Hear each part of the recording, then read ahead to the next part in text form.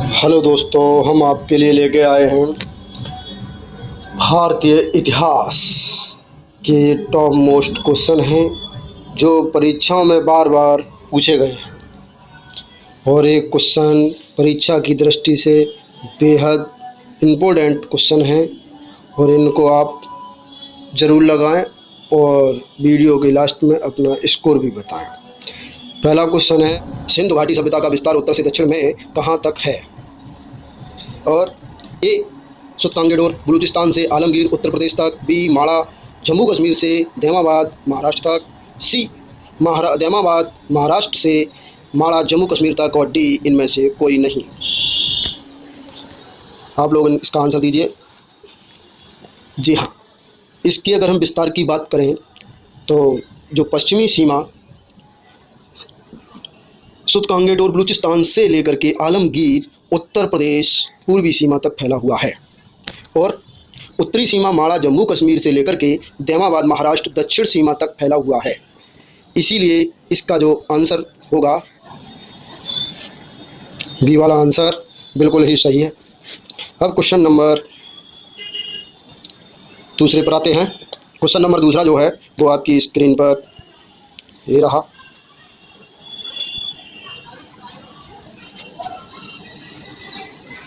जी हाँ, question number दूसरा आपकी स्क्रीन पर ये रहा। मोहनजोदड़ो की जनसंख्या के साक्ष्यों के आधार पर कम से कम कितने प्रकार की प्रजातियां थीं?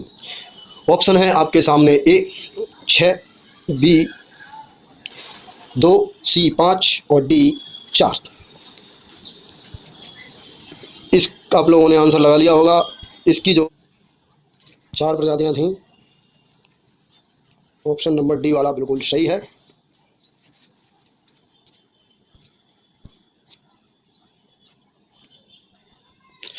कौन कौन सी थी प्रजातियां 4? वो आपके सामने हैं। पहली जो थी वो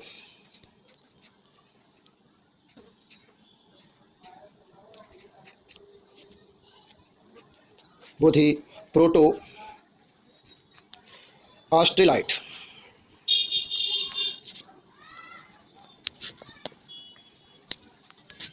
ऑस्ट्रेलाइट थी। और दूसरी जो थी वो थी भूमध्य मध्य सागरीय भूमध्य सागरीय। और जो तीसरी वाली जो तीसरी थी वो अल्पाइन अल्पाइन थी। और जो चौथी थी वो थी मंगोलाइड।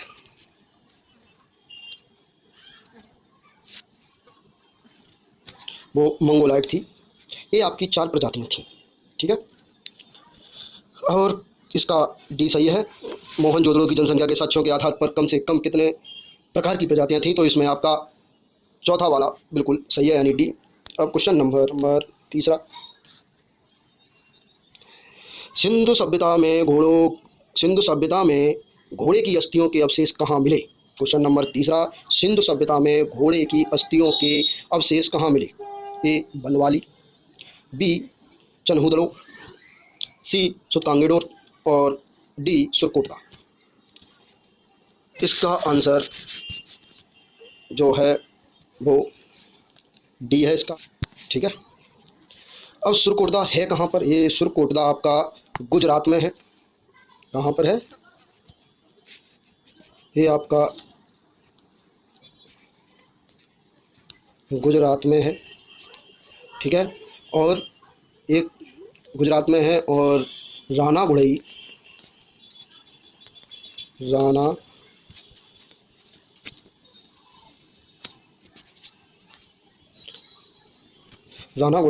से घोड़े के दांत मिले हैं। राना गुड़ई से घोड़े के दांत मिले हैं। और लोथल और मोहनजोदड़ो से घोड़े की मृण मूर्तियां मिली हुई हैं। ठीक है, ये चीज़ याद रखना, परीक्षा की दृष्टि से बहुत ही इम्पोर्टेंट चीज़ है।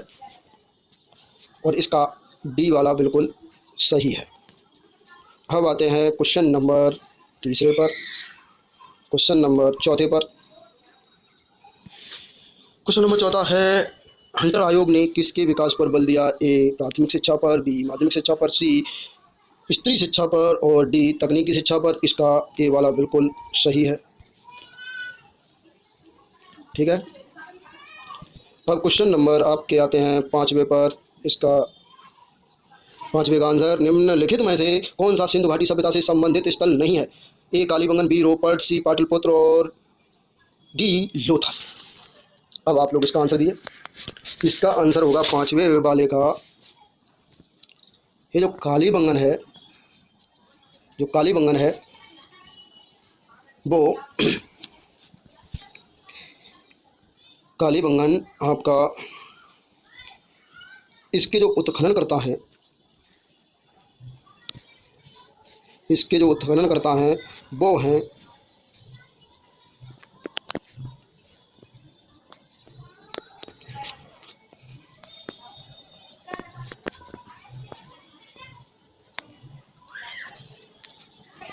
अमलानंद घोष हैं। ठीक है।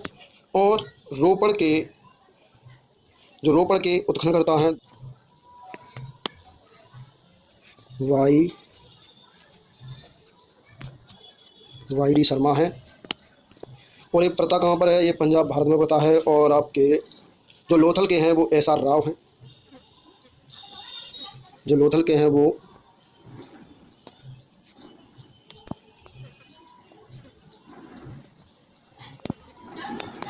एस आर राव हैं। जो आपका पाटिलपुत्र, ये आंसर बिल्कुल सही हो जाएगा। ठीक है।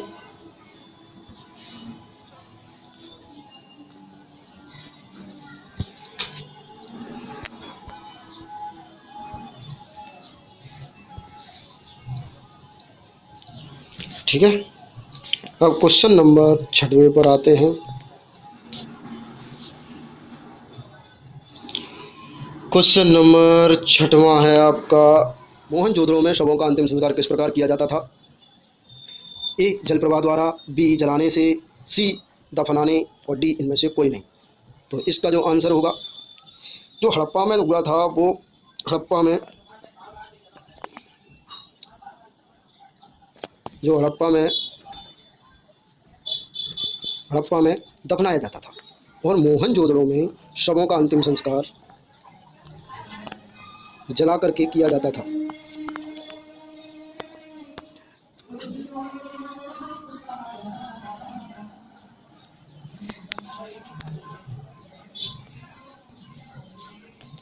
मोहनजोदड़ो में जलाया जाता था। दोनों ही पॉइंट इंपॉर्टेंट हैं। ठीक है। इसीलिए इसका जो आंसर सही होगा वो बी वाला बिल्कुल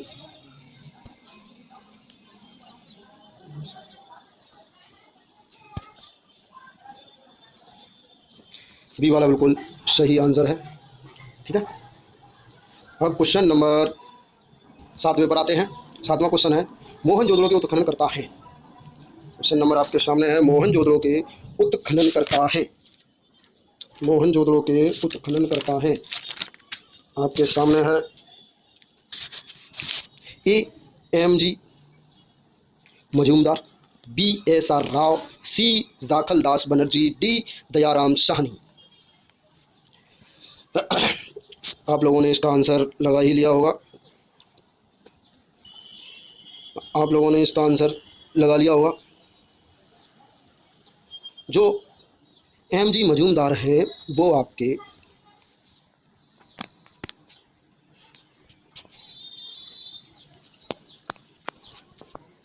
चनहूदड़ो दड़ों के उत्खनन करता है। और ये है कहाँ पर?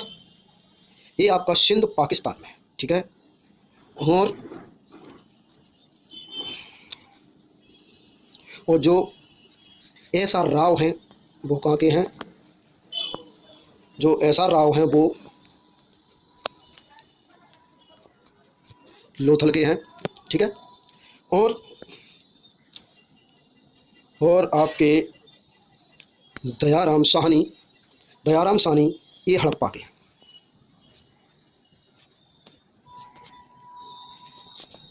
ये हड़प्पा के हैं। और राखल दास बनर्जी ये आपके मोहनजोदड़ो के हैं। कहाँ के हैं? मोहनजोदड़ो के। इसीलिए आपका आंसर ये वाला सही है। चनहूदड़ो ये आपका सिंध पाकिस्तान में है, और लोथल ये अहमदाबाद काठियावाड़ में है, और ये आपका दयाराम साहनी ने जो हड़प्पा के उत्खनन करता है मोंटगोमरी जिला पंजाब में पड़ता है। ठीक है, बेहद इंपॉर्टेंट क्वेश्चन है। अब आते हैं क्वेश्चन नंबर 8वें पर। जी हाँ, क्वेश्चन नंबर 8 आपके सामने है, हड़प्पा काल का इनमें से कौन सा नगर 3 भागों में विभाजित था? ए लोथल, बी मोहनजोदड़ो, सी कालीबंगा और डी धोलावीरा। आप लोगों ने इसका आंसर लगा लिया होगा। इसका जो आंसर है वो आपका डी सही है, धोलावीरा। ठीक है, धोलावीरा आपका कहाँ पड़ता है? ये पड़ता है गुजरात के कच्छ जिले में पड़ता है, और इसका जो स्थानीय नाम है वो कोटदा टिम्बा कहा जाता है। जो स्थानीय नाम है उसको कोटदा टिम्बा कहा जाता है। ये इंपॉर्टेंट है, इनको आप तैयार करके रखिए। इसका डी बिल्कुल सही है, धोलावीरा। ठीक है, अब क्वेश्चन नंबर 9 पर आते हैं।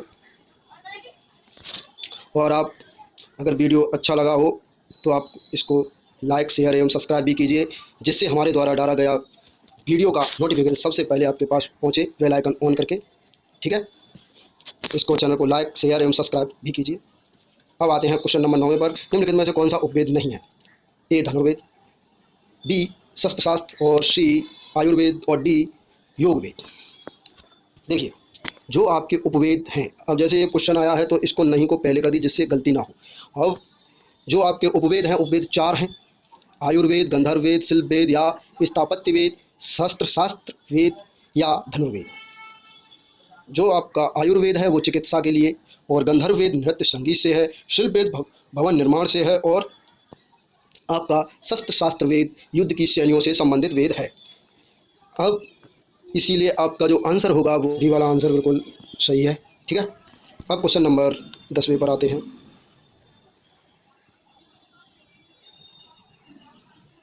क्वेश्चन नंबर 10वां है, वेदों के गद्य प्रकरण क्या कहलाते हैं? जी हाँ, वेदों के गद्य प्रकरण क्या कहलाते हैं? ए उपनिषद, बी संहिता, सी ब्राह्मण, और डी आरण्यक क्या कहलाते हैं? जी हाँ, अब आते हैं क्या कहलाते हैं। वेदों के गद्य प्रकरण ब्राह्मण कहलाते हैं। ठीक है, क्या कहलाते हैं? ब्राह्मण। सी बिल्कुल सही है, सी बिल्कुल सही है। ऋग्वेद के ब्राह्मण ग्रंथ ऐत्रेय व कौशितकी, और यजुर्वेद के शतपथ व तैत्तरीय, और सामवेद के पंचविश व अथर्ववेद के गोपद कहलाते थे। इसीलिए आप इसका आंसर सी बिल्कुल सही है। अब क्वेश्चन नंबर 11वें पर आते हैं। प्राचीनतम वेद कौन सा है? 11वां क्वेश्चन बेहद इंपॉर्टेंट, बार बार परीक्षाओं में पूछने वाला क्वेश्चन। प्राचीनतम वेद कौन सा है? ए सामवेद, बी ऋग्वेद, सी अथर्ववेद, और डी यजुर्वेद। आप लोगों ने इसका आंसर लगा लिया होगा। इसका जो आंसर है वो आपका बी बिल्कुल सही है। ठीक है, ठीक है। इसमें ऋग्वेद में यज्ञ देवताओं का आह्वान के मंत्र हैं। ठीक है, और सनातन धर्म का आरंभिक स्रोत भी ऋग्वेद को कहा जाता है, और मंत्र जो इसमें है वो 10,552 है, और देवताओं की स्तुति की गई है ऋग्वेद में, और आपके इसमें 10 मंडल हैं। ठीक है, 10 मंडल हैं, इसीलिए इसका जो आंसर बी बिल्कुल सही है। जो प्राचीनतम वेद है वो आपका ऋग्वेद है। ठीक है, क्वेश्चन नंबर 12वें पर आते हैं। वीडियो के लास्ट में आप अपना स्कोर जरूर बताएं, जिससे हमें भी पता चले कि आपके कितने मार्क्स आ रहे हैं। रामायण में मांडवी किसकी पत्नी थी? ए लक्ष्मण, बी भरत, सी मेघनाथ, और डी रावण। बहुत सारा क्वेश्चन ऐसे ही परीक्षा में पूछे जाते हैं। जी हाँ, पैट में ऐसे ही क्वेश्चन आते हैं। जी हाँ, सीता राम की पत्नी थी, और उर्मिला लक्ष्मण की पत्नी थी, ऋतकुर श्रुतकीर्ति शत्रुघ्न की पत्नी थी, और मेघनाथ की सुलोचना थी, और आपकी रावण की मंदोदरी थी, और जो भरत की पत्नी थी वो आपकी मांडवी थी, इसीलिए जो आंसर होगा आपका वो बी बिल्कुल सही है, क्योंकि भरत की जो पत्नी थी वो मांडवी थी। ठीक है, क्वेश्चन नंबर बी का ये बिल्कुल सही है, बी बिल्कुल सही है। रामायण मांडवी किसकी पत्नी थी? तो भरत की पत्नी थी। ठीक है, अब क्वेश्चन नंबर 14 पर पंचगव्य में निम्न में से क्या सम्मिलित नहीं है? क्वेश्चन नंबर 14, पंचगव्य में निम्न में से क्या सम्मिलित नहीं है? 14 नंबर क्वेश्चन है, पंचगव्य में निम्न में से क्या सम्मिलित नहीं है? तो इसमें आपको नहीं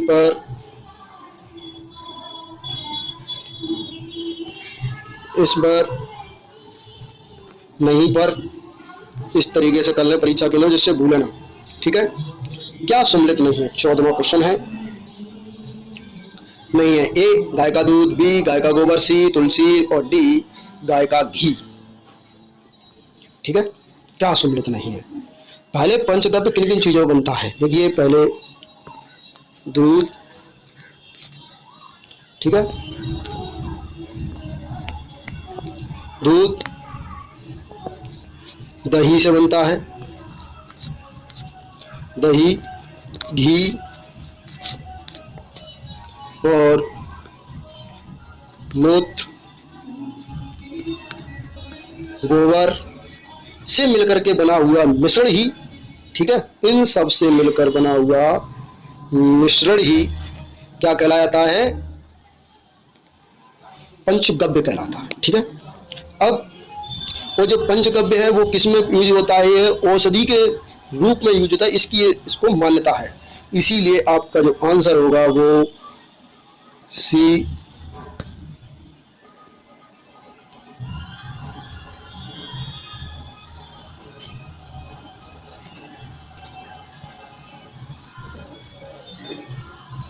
इसका जो आंसर है वो सी बिल्कुल सही है। ठीक है,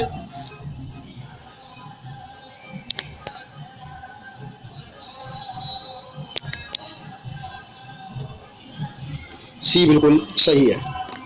क्वेश्चन नंबर आपके 15 पर आते हैं। क्वेश्चन नंबर जो 15 है वो है, वैदिक देवता इंद्र किसके देवता हैं? ए हवा के, बी तूफान के और सी वर्षा व चक्रवात के। जी हाँ, इसका आंसर क्या होगा? आप लोगों ने लगा लिया होगा। देखिए, ऋग्वेद में, ठीक है ना,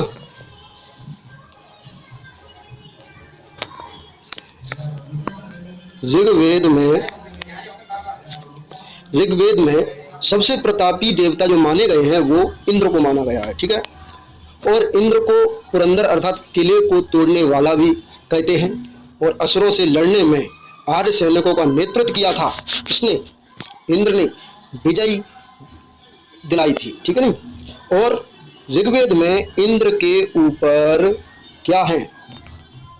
250 सूक्ति हैं। ठीक है, और इंद्र को बादल के देवता माने जाते हैं जो वर्षा कराते हैं। इसीलिए आपका जो आंसर वो होगा वो आपका सी सही है।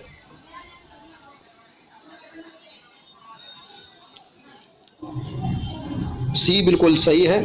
वर्षा व चक्रवात के जो इंद्र देवता हैं उनको वर्षा व चक्रवात के देवता भी कहते हैं।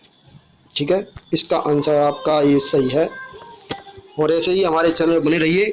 ठीक है ना, हमारे चैनल पर ऐसे ही बने रहिए, अपना प्यार दिखाते रहिए, जिससे ऐसे ही हमारे चैनल पर बने रहिए, जिससे हमारे द्वारा डाला गया वीडियो का नोटिफिकेशन सबसे पहले आपके पास पहुंचे। इसीलिए आपको लाइक, शेयर और सब्सक्राइब दबा के करें।